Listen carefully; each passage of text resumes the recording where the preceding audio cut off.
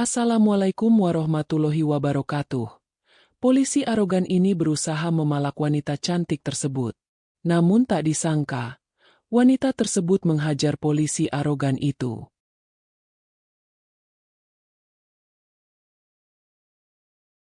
Langit pagi itu begitu sempurna, biru cerah tanpa awan tebal yang menghalangi. Matahari baru saja naik perlahan dari balik gedung-gedung tinggi kota, menyinari jalanan lengang dengan cahaya lembut yang hangat. Udara masih segar bercampur aroma aspal basah bekas hujan semalaman. Tidak ada kemacetan, tidak ada teriakan klakson, hanya angin yang berbisik pelan di antara celah-celah daun. Ini adalah pagi yang layak untuk dinikmati, dan bagi Alia, ini adalah waktu yang tepat untuk melaju. Dari kejauhan, suara mesin mobil sport menderu pelan tapi mantap. Sebuah mobil merah menyala, seperti api yang menyala di tengah udara dingin pagi. Di dalamnya, Alia duduk dengan tenang di balik kemudi. Rambutnya sedikit berkibar karena jendela yang setengah terbuka. Irama musik jazz yang ia putar membuat ritme paginya lebih hidup. Setiap tarikan gas terasa seperti sebuah ritual, bukan sekadar berkendara, tapi menari bersama jalan raya. Alia bukan sekadar wanita cantik di balik kemudi mobil mewah. Ia adalah sosok yang percaya pada kebebasan untuk menjadi dirinya sendiri, untuk memilih jalannya, dan untuk tidak tunduk pada aturan main yang kotor. Hari ini, ia ingin sedikit melepas beban pikiran, menjadikan jalan raya sebagai medan ekspresi. Bukan ngebut sembarangan, tapi kontrol total atas kendaraan dan diri sendiri. Dan mobilnya, seolah memahami hasrat itu. Ban menyusuri aspal dengan presisi. Tikungan-tikungan kecil dilewati dengan kecepatan yang terkontrol. Gerakan tubuhnya selaras dengan alunan lagu di speaker. Matanya fokus, senyumnya samar. Sebuah simbol ketenangan yang sulit digoyahkan. Ini adalah momen miliknya sendiri. Momen di mana ia bisa lupa akan dunia di luar sana. Momen di mana ia benar-benar hidup. Namun, tak semua orang memandang kebebasan dengan cara yang sama. Dari kejauhan, di balik tirai sinar matahari, pandangan-pandangan mulai tertuju padanya. Ada yang memuja diam-diam, ada juga yang mulai menyusun rencana licik. Karena bagi sebagian orang, pagi yang indah bukanlah soal kebebasan, tapi kesempatan untuk mengambil keuntungan dari siapapun yang terlihat rentan. Dan Alia, meskipun tampak rapuh di luar, adalah salah satu dari mereka yang tidak pernah benar-benar sendirian dalam perjuangan. Karena di balik wajah cantik dan senyuman manisnya, tersimpan kekuatan yang dilatih bertahun-tahun. Kekuatan yang mungkin belum terlihat hari ini, tapi akan segera terungkap. Pagi yang damai mulai bergeser. Di balik indahnya langit biru dan kebebasan yang dirasakan Alia, ada mata yang terus mengintai dari jarak yang cukup jauh. Diam-diam, sabar, seperti laba-laba yang menunggu mangsa masuk ke jaring. Bribka Dudi telah memperhatikan mobil sport merah itu sejak beberapa blok lalu. Ia bukan sedang patroli biasa. Ini lebih mirip pemburuan pribadi. Dan pagi ini, ia yakin akan mendapat apa yang ia inginkan.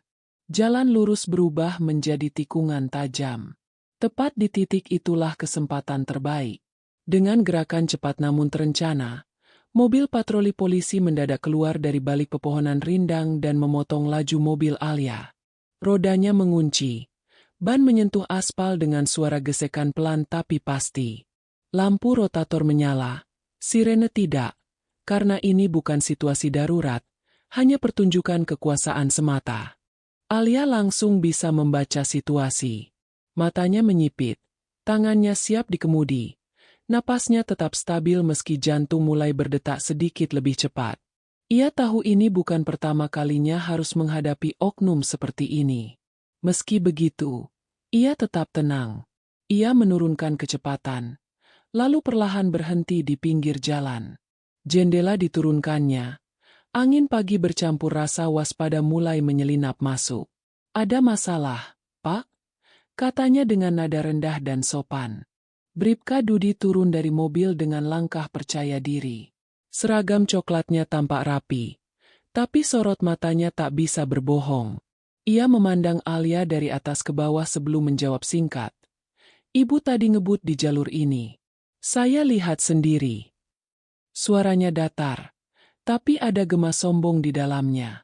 Padahal, tidak ada alat ukur kecepatan, tidak ada bukti, cuma kata-kata kosong yang dibungkus otoritas. Namun, Alia tidak mudah goyah. Ia diam sejenak, lalu berkata pelan, "Kalau memang saya salah, silakan tilang resmi. Saya siap bayar sesuai prosedur."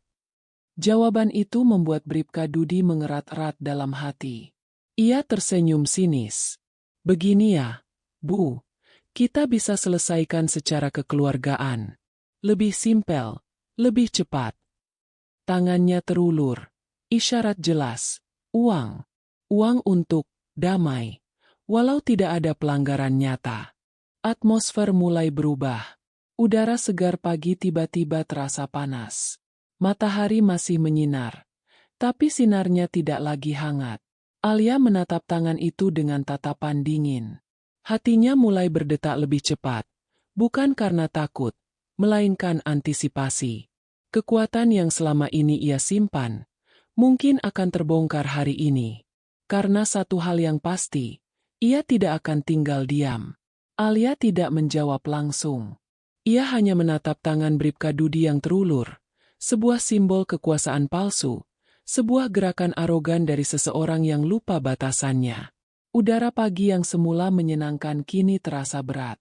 Angin yang sebelumnya lembut bertiup, seolah ikut menahan napas, menunggu apa yang akan terjadi selanjutnya. "Saya berkendara sesuai rambu, Pak," ujarnya akhirnya. Suaranya rendah tapi tegas. "Kalau memang ada bukti, silakan proses secara resmi." Matanya tidak pernah berkedip dari tatapan polisi itu. Ia tahu ini modus lama yang sering muncul di jalan-jalan lengang. Mencari mangsa cantik, menghentikan mereka dengan alasan remeh, lalu memaksa membayar uang damai. Tapi ia bukan mangsa. Bribka Dudi tertawa pelan. Sebuah tawa yang penuh arti, sombong, sinis, seolah mengatakan bahwa dia sudah terlalu sering berhasil dengan cara ini. "Bu, kita sama-sama tahu, di jalan seperti ini, saya adalah hukumnya. Dan menurut saya, Ibu ngebut. Cepat sekali." Tangannya masih terulur. "Atau, Ibu ingin masalah?" Kata-kata itu seperti sayatan pisau kecil. Kata, masalah, yang ia gunakan bukan sekadar ancaman biasa. Itu adalah pintu menuju ribet birokrasi, kemungkinan mobil ditahan, bahkan bisa saja dibuat menjadi lebih buruk jika ia tak kooperatif. Ini bukan lagi soal aturan lalu lintas. Ini soal kekuasaan. Soal dominasi. Dan Alia tahu benar bagaimana cara orang seperti ini bermain. Namun, ia tetap tenang. Napasnya stabil. Hatinya tidak goyah. Ia melihat sekeliling. Jalanan sepi. Hanya ada beberapa kendaraan yang lewat di kejauhan. Tidak ada saksi nyata. Tidak ada rekaman langsung. Hanya dirinya dan si polisi yang berdiri di samping mobil. Tapi ia tidak takut. Karena ia punya senjata yang tidak diketahui oleh Bribka Dudi. Keahlian bela diri yang telah ia latih bertahun-tahun. "Saya tidak akan bayar," kata Alia akhirnya. Suaranya pelan, tapi begitu kuat hingga membuat Bribka Dudi sedikit terdiam. "Dan kalau Bapak coba macetin saya tanpa alasan, saya pastikan hari ini akan jadi hari terburuk dalam hidup Bapak." Senyum Bribka Dudi memudar. Tatapan dingin Alia tidak goyah. Ia sudah terlalu sering melihat reaksi seperti ini. Wanita cantik di balik kemudi, percaya diri tapi takut pada repotnya prosedur. Tapi kali ini berbeda. Kali ini, ia bisa merasakan sesuatu yang lain dari wanita itu. Sesuatu yang membuatnya perlu lebih hati-hati. Atau mungkin justru lebih kasar. "Kamu ini sok tahu ya, Bu?" katanya pelan. Suara rendah penuh ancaman. "Sekarang kamu tinggal pilih. Bayar sekarang dan lanjutkan hari dengan tenang. Atau saya bawa kamu ke kantor, buat laporan lengkap, dan lihat sendiri betapa ribetnya urusan ibu nanti." Matanya menyipit, menilai, mencoba menembus pertahanan Alia. Namun, Alia tetap duduk tegak di kursi pengemudi. Tangannya masih di kemudi, siap jika situasi tiba-tiba berubah. Hatinya tidak berdebar karena takut, malah semakin tenang. Semakin yakin. Ia tahu, ini bukan hanya soal uang damai murahan. Ini tentang harga diri, tentang rasa hormat. Dan ia tidak akan memberikan apapun kepada orang seperti dia. Dengan nada datar, ia berkata, "Saya tidak melakukan kesalahan, Pak. Jadi saya tidak punya alasan untuk membayar apa-apa." Matanya tidak pernah lepas dari mata polisi itu. "Silakan tilang resmi. Saya tunggu." Bribka Dudi menghela napas, pura-pura sabar. Lalu, ia tersenyum lagi. Kali ini senyum palsu yang lebih licik. "Begini aja," katanya sambil mengetukkan jari-jarinya di atap mobil. 500.000. Selesai. Tidak ada tilang. Tidak ada ribet. Cepat. Simpel. Kita sama-sama untung. Angka itu keluar begitu saja. Sebuah tebakan. Uang yang cukup besar untuk membuat sebagian besar orang mundur. Tapi tidak cukup besar untuk benar-benar mempermalukan instansi polisi jika sampai dilaporkan. Modus lama. Cara aman. Tapi ia salah sasaran. Alia menatapnya dengan tatapan dingin. Napasnya stabil. Jantungnya berdetak lambat. Ia tahu, inilah saatnya batas ditentukan. Antara penindasan dan pembelaan. Antara diam dan melawan. Dan ia tidak akan tinggal diam. Alia menatap mata Bribka Dudi, dan di dalam tatapan itu, tidak ada rasa takut.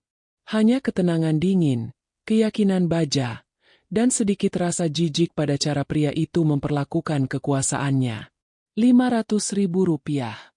Sebuah angka yang seharusnya membuat banyak orang mundur, mengalah, dan berusaha melupakan pengalaman buruk ini. Tapi bukan Alia. "Saya sudah bilang," katanya pelan, tapi suaranya tajam seperti pisau. "Saya tidak akan bayar. Saya tidak melakukan kesalahan." Napasnya stabil, matanya tetap fokus. "Jadi kalau Bapak masih bersikeras, saya tunggu tilang resminya." Bribka Dudi tersenyum lagi. Tapi kali ini, senyum itu mulai retak. Ia bisa merasakan sesuatu yang berbeda dari wanita ini. Ini bukan korban biasa. Ini bukan cewek cantik yang akan menyerah begitu saja hanya karena tekanan mental. Dan mungkin, itu membuatnya semakin ingin membuktikan siapa yang lebih kuat. "Kamu ini keras kepala juga ya," katanya sambil menghela napas. "Baiklah, kalau kamu mau susah, ya sudah. Tapi jangan menyesal nanti." Ia mencoba masuk ke mode resmi. Mulai membuka buku tilang, mencatat plat nomor, seolah-olah benar-benar akan memberinya surat pelanggaran. Tapi Alia tahu, itu hanya akting belaka. Karena ia tahu, tidak ada alat ukur kecepatan, tidak ada kamera, tidak ada bukti. Ini hanya sandiwara lama dengan aktor yang salah kostum. Namun, saat itulah Bribka Dudi mulai kehilangan kesabaran. Ia menyimpan buku tilangnya, lalu mendekati pintu mobil Alia. Tangannya terulur, bukan untuk memberi surat, tapi untuk membuka pintu secara paksa. Gerakan kecil, tapi penuh makna. Ancaman fisik pertama. Dan itulah titik balik. Jari-jari Bribka Dudi menyentuh gagang pintu mobil Alia. Tidak ada aba-aba, tidak ada permintaan izin, hanya gerakan kasar dari seseorang yang yakin takkan ditentang. Ia menarik gagang itu dengan santai, seolah-olah mengambil sesuatu yang menjadi miliknya secara sah. Tapi pintu tidak terbuka. Alia sudah mengunci dari dalam. "Turun," desis Bribka Dudi. Suaranya mulai rendah dan dingin. "Jangan buat masalah jadi lebih besar." Alia menatapnya melalui kaca jendela yang setengah terbuka. Napasnya tetap stabil, tapi otot-ototnya mulai tegang. Ini adalah titik di mana banyak orang akan menyerah. Di mana rasa takut akan kekuasaan membuat mereka menurunkan jendela, membuka pintu, dan pasrah pada nasib. Tapi Alia bukan seperti mereka. "Saya tidak melakukan kesalahan," jawabnya datar. Dan saya tidak akan turun hanya karena Bapak merasa bisa seenaknya. Bribka Dudi mendecih. Lalu, tanpa aba-aba, ia mengetuk kaca jendela dengan ujung tangannya. Kali ini lebih keras. Lebih kasar. Sebuah isyarat bahwa kesabarannya telah habis. Dan saat Alia menoleh untuk menatapnya lagi, matanya berubah. Tidak lagi hanya seorang polisi, tapi predator yang sedang mempersempit ruang mangsanya. Dengan satu gerakan cepat, ia membuka paksa pintu mobil menggunakan lengannya, mendorong jendela hingga terbuka lebar, lalu mencengkeram bahu Alia. Tangannya kuat, paksaannya brutal. "Kamu pikir kamu siapa?" desisnya. Wajahnya mendekat. "Di sini saya yang punya kuasa." Tapi kali ini, ia salah menyentuh. Alia tidak mundur, tidak berteriak, tidak menjerit minta tolong. Ia malah tersenyum, kecil, dingin, dan penuh makna. Karena sejak detik pertama ia merasakan tangan itu menyentuh tubuhnya, ia tahu, inilah saatnya balasan dimulai.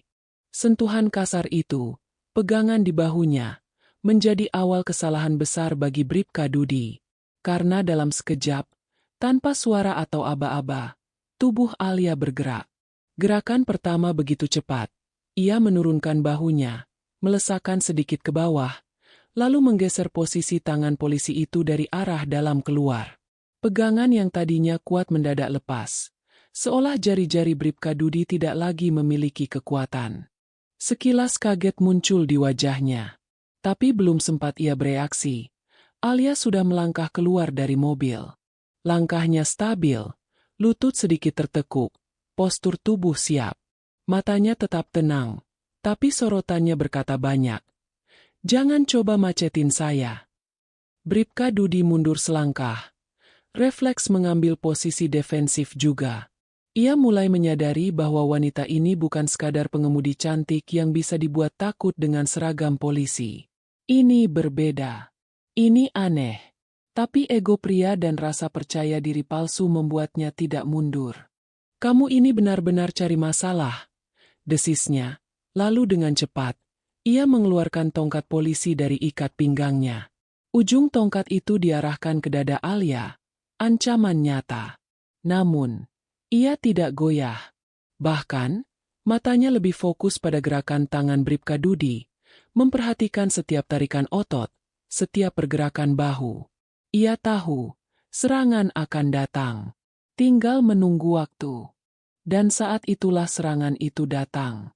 Dengan satu ayunan cepat, Bribka Dudi mencoba menyerang Alia dari sisi kanan. Tapi Alia sudah siap. Ia menunduk, menghindar dengan gerakan rendah, lalu langsung balik menyerang, dengan tendangan pendek namun tepat ke bagian lutut lawan. Suara decitan sakit langsung terdengar. Bribka Dudi tersandung, hampir kehilangan keseimbangan. Tongkatnya nyaris terlepas. Tapi ia masih mencoba bangkit, marah dan malu. Ia tidak menyangka bahwa wanita ini bukan hanya tahan tekanan, tapi juga dilatih secara profesional. Dan Alia tahu, ini baru permulaan. Bribka Dudi tersandung ke belakang. Lututnya masih berdenyut sakit akibat tendangan rendah Alia. Ia menatap wanita itu dengan mata menyipit. Kini bukan lagi penuh nafsu atau sombong, tapi rasa tidak percaya. Bagaimana mungkin seorang cewek cantik bisa melawannya dengan begitu mudah? Namun, malu dan ego membuatnya tidak mau mundur. Dengan gerakan cepat, ia mengayunkan tongkat polisi ke arah kepala Alia.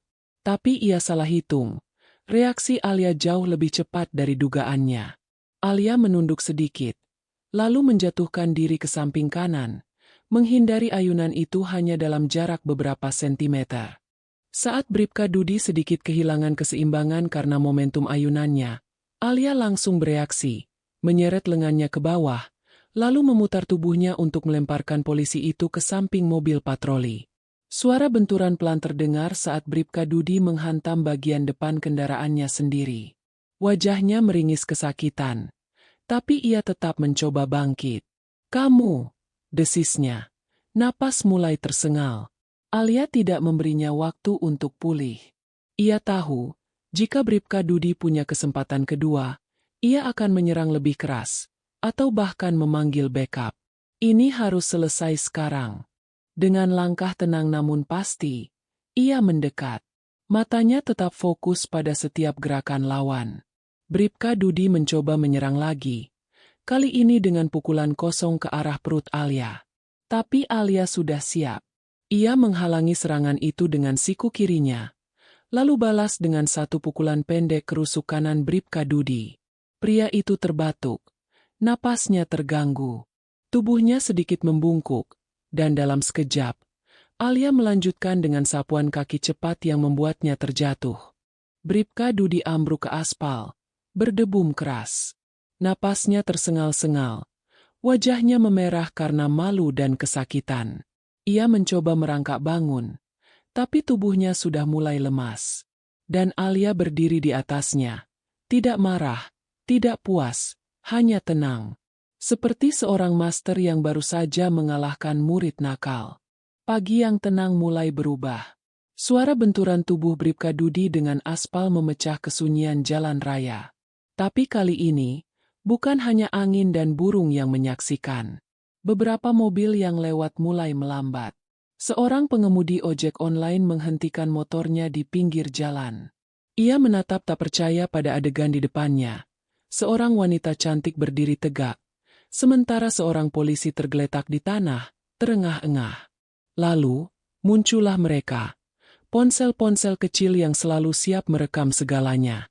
Kamera dari balik kaca mobil, dari atas motor, dari jendela toko yang baru saja buka. Semua mata tertuju pada Alia dan Bribka Dudi.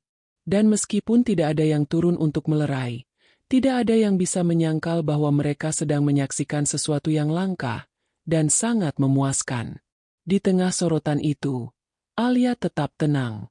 Ia tidak merayakan kemenangan. Ia tidak tersenyum karena menang. Baginya, ini bukan soal menang atau kalah. Ini soal harga diri. Soal batasan. Soal rasa hormat yang harus ditegakkan. Ia melihat sekeliling, lalu berbicara pelan, cukup keras agar beberapa orang mendengar. Jika kalian merekam, tolong bagikan. Biar semua tahu. Kalau bukan hanya kami yang harus takut pada hukum, tapi hukum juga harus takut pada kebenaran. Ucapannya seperti angin yang membawa gema perubahan. Beberapa wajah di sekitar mulai berubah, dari penonton pasif menjadi saksi hidup. Ada yang mulai mengambil video lebih serius, ada juga yang mulai mengirim pesan ke grup keluarga atau teman. Lagi viral nih. Bribka Dudi masih terbaring di tanah. Napasnya belum pulih. Ia mendengar suara-suara itu. Lihat layar ponsel yang merekamnya dari segala arah. Ia menyadari, hari ini, ia bukan hanya kalah secara fisik. Ia akan kalah secara publik. Aibnya akan tersebar. Nama dan wajahnya akan menjadi contoh buruk dari oknum yang lupa kodratnya sebagai pelayan masyarakat. Dan Alia? Ia hanya menatapnya sekali lagi, tanpa dendam. Tanpa kemarahan. Hanya satu kata yang ia tinggalkan. Jangan ulangi lagi. Matahari terus naik. Sinarnya kini lebih terang dari sebelumnya. Udara pagi yang sempat dingin karena hujan semalam mulai hangat. Namun, bagi Bribka Dudi, rasa hangat itu tidak menyenangkan. Ia masih terbaring di aspal. Napas tersengal, tubuh lemas. Wajah memerah bukan hanya karena sakit, tapi malu. Di sekelilingnya, warga masih merekam, masih menonton, tapi tak ada yang membantunya bangkit. Alia berjalan kembali ke mobilnya. Langkahnya tenang, tidak terburu-buru. Ia tahu, ini belum selesai. Tapi ia juga tahu, ia telah melakukan apa yang harus dilakukan. Ia membuka pintu, duduk kembali di balik kemudi, lalu menarik napas dalam-dalam. Matanya melirik ke arah spion tengah, kepada Bribka Dudi yang masih tergeletak. Jangan ulangi lagi, gumamnya pelan, cukup keras agar bisa didengar oleh dirinya sendiri. Lalu, mesin mobil sport merah itu menyala. Ban menyentuh aspal, roda berputar pelan. Dengan tenang, ia mulai meninggalkan tempat kejadian. Tidak kabur. Tidak buru-buru. Hanya pergi. Seolah-olah hari ini hanyalah salah satu dari banyak halaman dalam hidupnya yang tidak ingin dibaca dua kali. Sementara itu, di belakangnya, suasana mulai berubah. Beberapa orang mulai mendekati Bribka Dudi, menawarkan bantuan. Ada yang bertanya, "Bapak baik-baik saja?" Tapi tidak ada jawaban selain desisan kesakitan dan tatapan kosong dari seorang oknum yang baru saja dihancurkan harga dirinya. Di layar-layar ponsel, video mulai tersebar. Di media sosial, tagar polisi malak cewek sport mulai trending. Rekaman aksi Alia menghindar dan melawan menjadi viral dalam hitungan menit. Komentar netizen bermunculan. "Keren banget si cewek. Harusnya semua polisi kayak dia. Ini nih contoh wanita mandiri." Dan tak lama setelahnya, suara sirene mulai terdengar. Mobil backup polisi datang, cepat, dengan lampu rotator menyala. Tapi saat mereka tiba, yang mereka temukan hanyalah rekaman, warga, dan Bribka Dudi yang masih terluka, baik secara fisik maupun martabat. Alia sudah pergi, jauh, menuju jalan lurus lainnya, menuju tantangan barunya. Tapi ia tahu, dunia sudah melihat siapa dirinya. Dan mungkin, hari ini adalah awal dari sesuatu yang lebih besar daripada sekadar pagi cerah di atas kemudi mobil sport.